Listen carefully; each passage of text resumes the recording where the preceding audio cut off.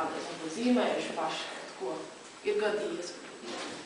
Ja? Nu, redziet, iztēles ir labi strādāt, bet ļoti labi tomēr, ka modelis ir. Ja? Un man, protams, vajadzēja modeli, un tur modelis izvēlējās pērķīti. Un kā tad man to pērķīti uzzīmēt? Es aicināju čigānu ar lejerkasti. Man tāpat lejā pagalmā čigāns lejerkasti strādāja, kā saka, ar visu mērķīti. Viņiem smērķīti bija, un es viņus abus aicināju augšā. Un te mēs strādājām, man bērni spēlējās ar mērķīti. Un tā es viņu skicēju. Katru dienu čigāns nāca.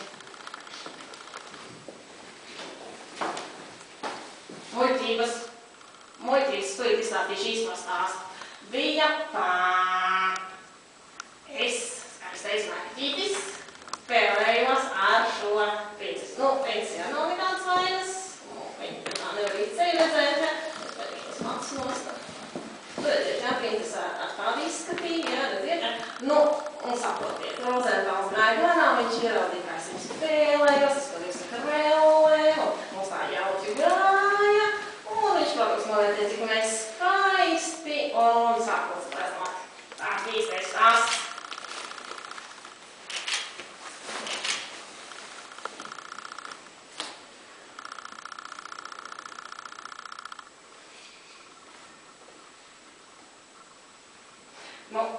Tāds bija īstais stāsts. Protams, ka tā skaisti glēni, mēs atbasam ļoti skaisti. Princesē, tu celsies? Princesē.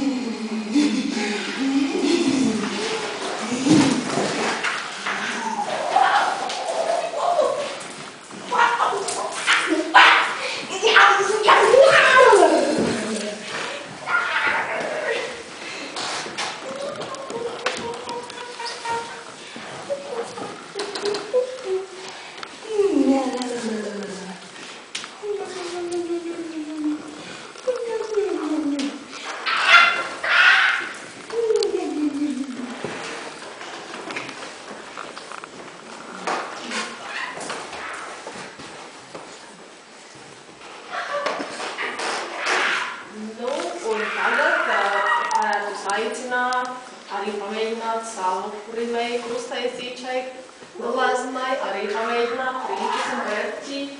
Šeit ir asēņu krītiņi, zīmulīši, flomasterīši, un te ir tā bilde. Un tad jūs varat savu versiju, vai viņi kalna pa jūru, vai viņi uz akmens balstās, vai viņi vēl kaut kur pa gaisu lidot, to jūs varat brīvi improvizēt, pa visu tajā darbināt. Un mums arī tāda dēlīša, te mums puisis varētu palīdzēt, tādu dēlīti piedot, un tad jūs varat pamēģināt arī savu rinēju. Bet, protams, galvenais iemesls, kāpēc mēs šeit esam ieradušies, apskatīties, kā tad Rozentāla skolas otrā kursa jaunieši uztaisījuši tos rinējus šeit manai gleznai. Man jau vispār patīk, kā jūs taisījuši. Es ar prieku paskatījos. Tā kā paldies visiem, kā ieradāt.